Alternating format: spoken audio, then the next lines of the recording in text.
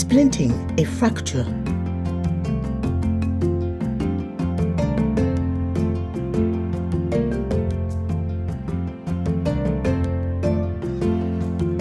Breaking a bone is common after a fall or motor vehicle crash. Suspect a bone is broken if the person is in pain and doesn't want to move his limb. Check for a pulse, capillary refill, and whether there is normal movement and sensation. Once you have determined that a bone may have broken, make a splint to hold the limb still. This will reduce the pain caused by movement of the broken bone. A simple splint can be made from materials you find. Here we use sticks, clothing, and strips of cloth. Have a bystander assist by stabilizing above and below the fracture. First, pad the limb to protect the skin by wrapping it gently with cloth.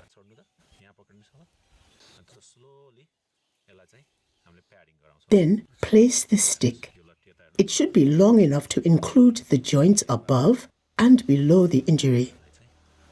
In this boy's case, the elbow and the wrist.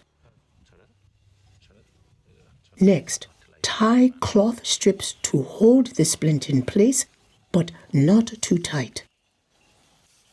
You can wrap the whole splint with cloth for more stability. Keep the fingers free to check circulation.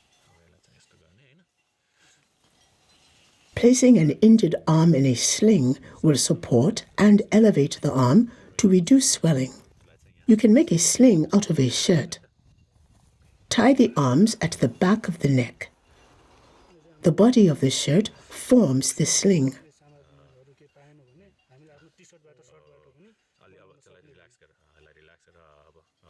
This boy injured his right forearm.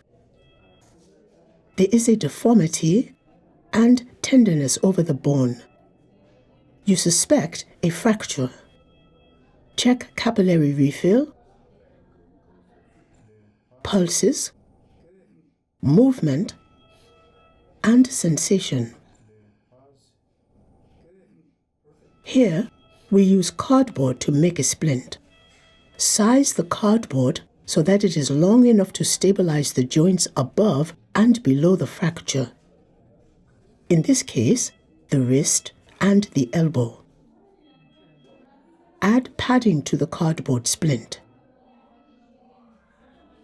Have a helper hold the limb, then place the cloth strips.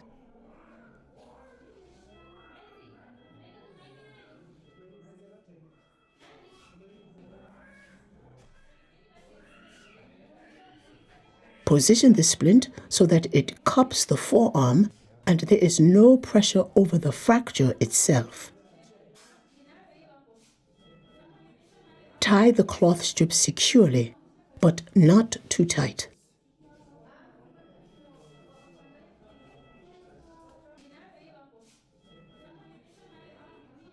Keep the fingers free to check circulation. After splinting, check capillary refill, pulses, and sensation.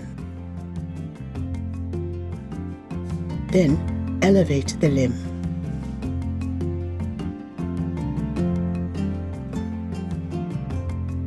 Remember, make a simple splint to keep broken bones from moving.